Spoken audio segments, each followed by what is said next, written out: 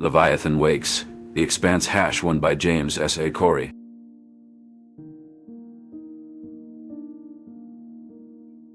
The quest begins. Miller's tenure with Ceres Security had spanned 16 years, a period marked by the gritty reality of maintaining order in the asteroid belt, where the presence of law enforcement often took precedence over the enforcement of laws themselves.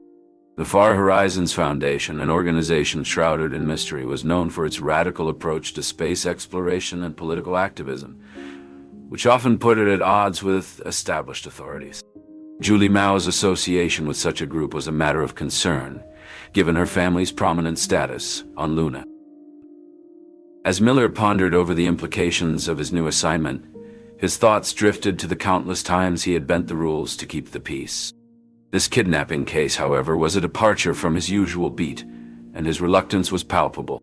He couldn't shake off the feeling that this mission would lead him down a path from which there was no return. Transitioning to the depths of space, we find James Holden and his crew aboard the Rocinante, investigating an anomaly that defied their understanding of physics.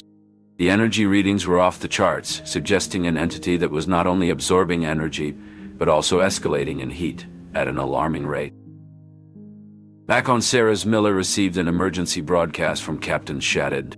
It was a distress call from James Holden, who was now linked to Julie Mao's disappearance. The broadcast revealed a dire situation, but the specifics remained cryptic. Miller's intuition screamed that this was more than a straightforward kidnapping.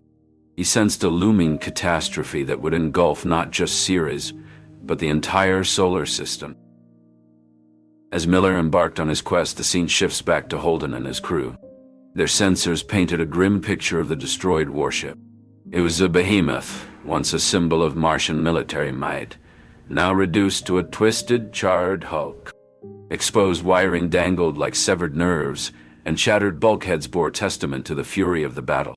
The silence was oppressive, broken only by the faint hiss of escaping air and the creaking of cooling metal. Amidst the wreckage, the faint outline of the Martian Navy insignia was still visible, a haunting reminder of the ship's former glory. The timeline of events unfolded rapidly. Holden's discovery of the destroyed warship coincided with Miller's realization that his search for Julie Mao was intertwined with Holden's plight. It was evident that the Far Horizons Foundation played a pivotal role in these mysterious events, and Miller suspected that their agenda extended far beyond mere space exploration. As Miller delved deeper, his unease grew. He knew that his actions could shape the fate of the solar system, for better or worse. Little did he know that his path would soon intersect with Holden's, and together they would unravel a conspiracy that threatened the delicate balance of power among the planets. The stage was set for a confrontation of epic proportions, with Miller and Holden caught in the eye of the storm. The question remained, would they be catalysts for change or victims of forces beyond their control? Uncovering secrets.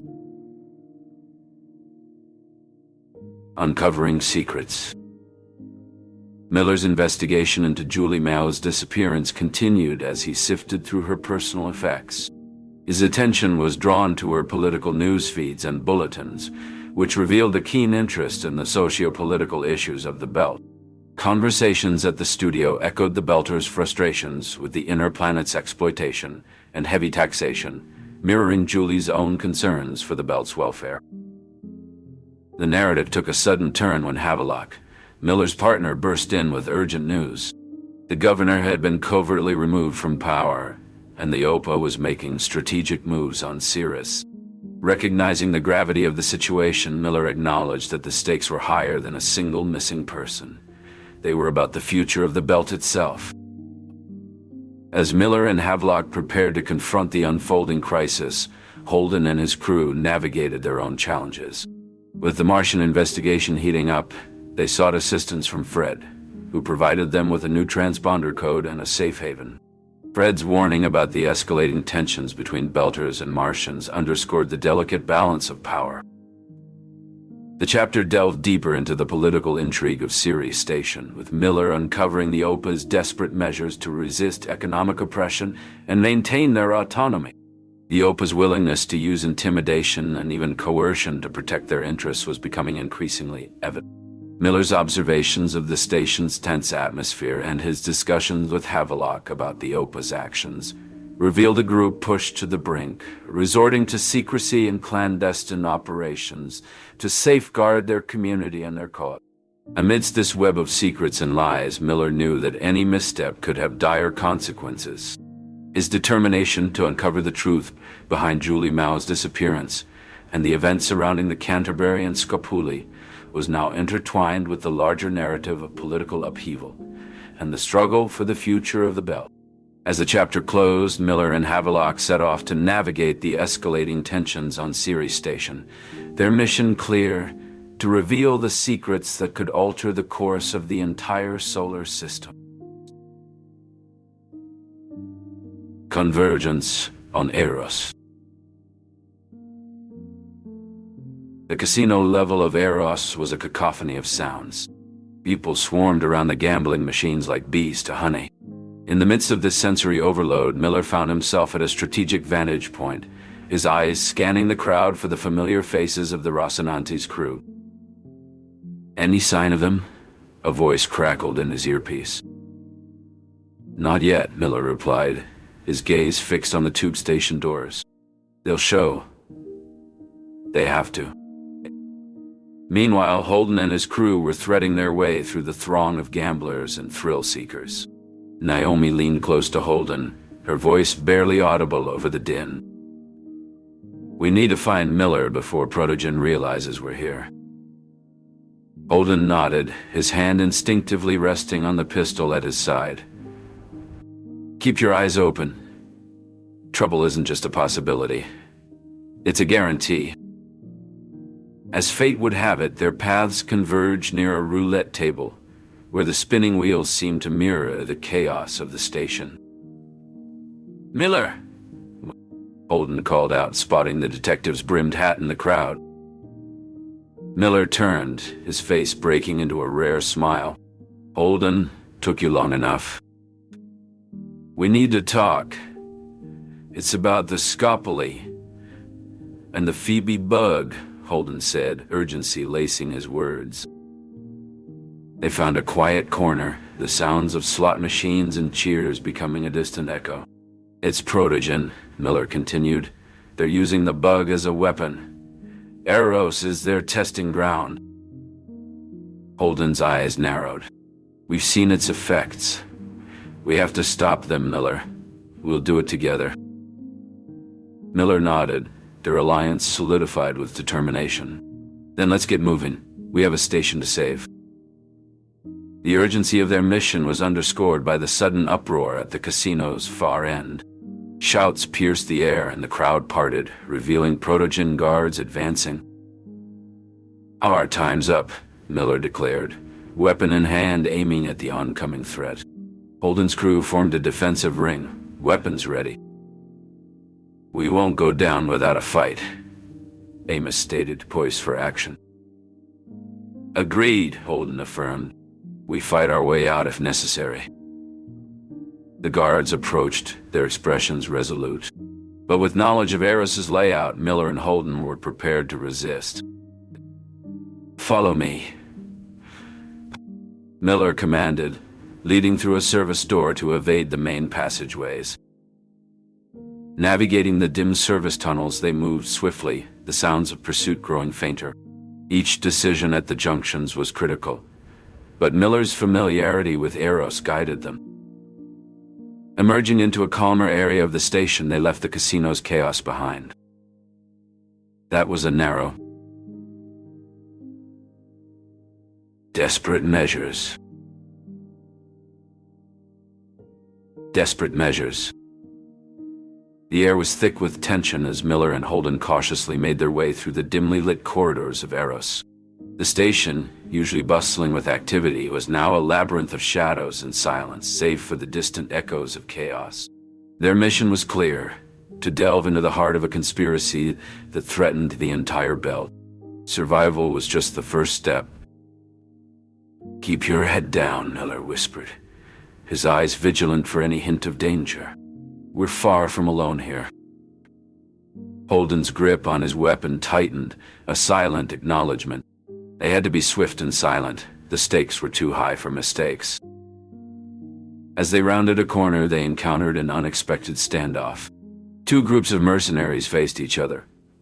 One, a squad of corporate security in sleek, matching armor, likely from one of the inner planet's powerful conglomerates.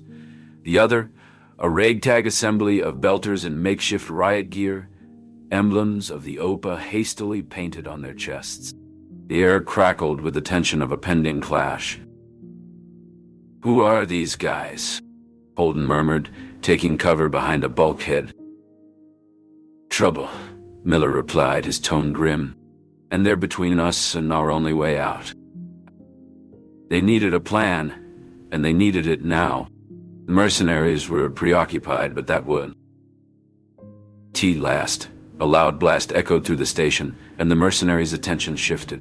Taking advantage of the distraction, Miller signaled Holden to follow him as they slipped past the arguing factions. They made their way deeper into the station, where signs of conflict were everywhere. Burnt-out panels, shattered glass, and the occasional groan of the injured filled the air. They had to stay alert. Danger lurked around every corner. "Miller, look out!" Holden shouted, pushing him aside as a bullet whizzed past where Miller's head had been moments before. They dove for cover behind a row of seats, hearts pounding. "We need to get to the ship now," Holden said, peering over the top of their makeshift barricade. Miller nodded, and they sprinted towards the docking bay, dodging debris and avoiding sporadic gunfire. As they neared the Rocinante, they could see their ship was not the only one preparing for a hasty departure. Several others were powering up, likely in response to the escalating violence on Eros. Reaching the airlock, Miller punched in the code and the door hissed open. They were almost safe, almost home. But as they stepped inside, they knew their journey was far from over. The fate of the belt hung precariously in the balance, and they were running out of time to prevent catastrophe. Assault on Thoth Station. The cold void of space was alive with tension, where the fate of the solar system hung in the balance. Thoth Station stood defiantly against the black backdrop of the cosmos. Inside, Miller adjusted the grip on his weapon. "Remember, we're not just fighting for the belt." Fred Johnson's voice crackled over the comm. "We're fighting for the future." Miller nodded to his team of belters, their faces set with determination, ready to follow him into the heart of darkness on Thoth Station. "Stay sharp," Miller warned. "This place is crawling with Protogen's goons." As they breached the station's hull, the chaos of battle erupted. Laser fire streaked through the corridors, the sound of combat echoing off the metal walls. Unarmored civilians caught in the crossfire scrambled for cover. Miller's team pushed forward, their boots thudding against the grated floors, deeper into the enemy's lair. "Fred, we're in," Miller said, his voice steady. "Good. Find the control room. Disable their defenses." Fred's orders were clear. The corridors of Thoth Station were a labyrinth, but Miller's years on Sirius had honed his ability to navigate through confounding spaces. They encountered a group of Protogen security, weapons at the ready. "Drop your weapons," Miller commanded, his gun aimed with precision. Told you.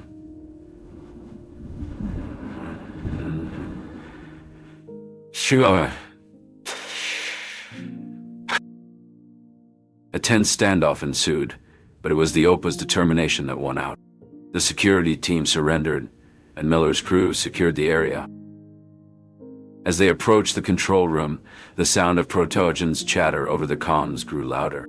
They were planning a counterattack, but Miller was one step ahead. "Naomi, now," he barked into the comm. On cue, Naomi aboard the Rocinante unleashed a barrage of electronic countermeasures, sending the station's systems into disarray. With the defenses down, the OPA forces surged forward, overwhelming the remaining Protogen resistance. The battle was fierce, but the spirit of the Belters was fiercer. In the control room, Miller faced down the station's commander, a man whose cold eyes betrayed no Aftermath. The Rocinante's engines hummed quietly in the background as Holden and Naomi sat in the mess hall, their hands intertwined. The tension that had gripped the ship was slowly dissipating, replaced by a cautious hope. Naomi, looking into Holden's eyes, found the reassurance she needed without words. On Sierra Station, Miller walked with a newfound sense of belonging alongside Fred Johnson. "You sure you want a washed-up detective like me?" Miller quipped, more out of habit than genuine doubt. Fred's response was cut short by a commotion. Belters huddled around a screen, displaying the news of Eros's unexpected trajectory towards Venus. "What does it mean, Fred?" a Belter asked, his voice tinged with concern. "It means change," Fred replied, his focus unwavering. "And we need to be ready for it." Back on Earth, officials convened in emergency meetings, while on Mars, military strategists planned their next move. The solar system braced itself, awaiting the protomolecule's next move. Amos's entrance into the mess hall broke the silence. "Hey, Captain," he said, his tone subdued. "There's activity around Eros." Holden's response was measured. "Get me Fred Johnson on comms, Amos." As Amos left, Holden faced Naomi Dynamite. "We have to try," he said, a statement rather than a question. The sense of urgency was palpable as the crew prepared for the unknown. With each passing moment, the stakes grew higher, and the Rocinante became a beacon of determination in the vastness of space. Amidst the chaos, Holden and Naomi knew that their actions could tip the balance in a fragile solar system teetering on the brink of the unknown. The protomolecule's plan. The protomolecule's plan. The silence of space contrasted sharply with the metaphorical noise on Eros, where a surge of activity and transformation signaled the protomolecule's unfolding agenda. The once lively station was now commandeered by this enigmatic entity, propelling it towards Venus for reasons known only to itself. In the control room's dim glow, Miller and Holden observed Eros's path. "It's like it's alive," Miller said, captivated by the trajectory towards Venus. Holden nodded. "It's learning, evolving. And now, it's steering Eros with a clear intent." The Rocinante's crew, absorbed in thought, listened as Naomi broke the silence. "It's using the dead to learn, to communicate." Miller faced them. "It's integrated the essence of Eros's inhabitants: language, knowledge, desires." Amos leaned in. "What's its endgame with Venus?" Holden responded, "Venus is no mere destination. It's a laboratory for its next phase. The planet's extreme conditions, intense heat, crushing pressure, and a toxic atmosphere make it an ideal setting for the protomolecule's evolution." The screen flickered, and Julie's voice, altered yet recognizable, resonated. "Evolution doesn't stop. Eros is the vessel, Venus the cradle for what comes next." The crew's unease was palpable. "It's using Julie's voice," Naomi whispered, her voice a mix of awe and horror. "But it's not her anymore. Something else." Holden's jaw set with determination. "We may not fully understand it, but we know enough to act. We can't allow Eros to reach Venus. Whatever it's becoming, we end it now." Miller's eyes remained locked on the screen, a silent vow to do whatever necessary. "We'll take Eros out of the game. We'll send it into the sun." With the plan in motion, the Rocinante's crew readied themselves. They were no longer just survivors. They were the guardians at the brink, holding the line for the sake of all. The protomolecule's journey towards Venus was a path they would dare to obstruct, a testament to their unyielding spirit in the face of the unknown. The story of humanity's resilience continued, written in the stars. New beginnings. The silence in the Rocinante's common area was not just the absence of sound, but the presence of a shared, unspoken tension. Holden's eyes, once fixed on the distant stars, now reflected a steely determination as he turned to face his crew. Eros's departure marks a new chapter, not just for us, but for the entire belt, he said, his voice steady. Amos leaned against the bulkhead, arms crossed, his brow furrowed in thought. We watched Eros dodge and jump away, like it was nothing. He muttered, the image of the asteroid's erratic dance across the screens still vivid in his mind. Naomi entered, her stride purposeful, a data pad in her hand. We have our orders, she announced, her voice cutting through the tension. Fred sent coordinates for Ganymede. It's time to act, not dwell. The crew's attention snapped to the screen displaying Eros's last known trajectory. A path that had ended in a spectacular crash into Venus, an event that had been captured and broadcasted for all to see. Alex, ever the vigilant pilot, had kept the Rocinante a careful distance from the chaos, a feat that had not gone unnoticed. As they prepared for the mission ahead, the crew couldn't help but feel the weight of responsibility. The stakes were higher than ever. Ganymede wasn't just a strategic point, but a lifeline for the belt's survival. The recent events had not just shifted the balance of power. They had catapulted Fred Johnson to the forefront as the OPA's unelected prime minister. His rise to power was a testament to the belt's newfound unity and resolve in the face of adversity. Inside the Rocinante, the crew's movements were deliberate, their conversations sparse but meaningful. Holden's hands clenched and unclenched as he went over the mission details again, the physical manifestation of his internal struggle to maintain control in a situation that was rapidly evolving beyond anyone's expectation. In his quarters, Miller's gaze lingered on Julie's image.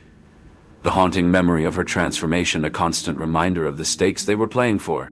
He felt the old scars of past decisions, the weight of lives changed forever by his actions, and the uncertainty of what lay ahead.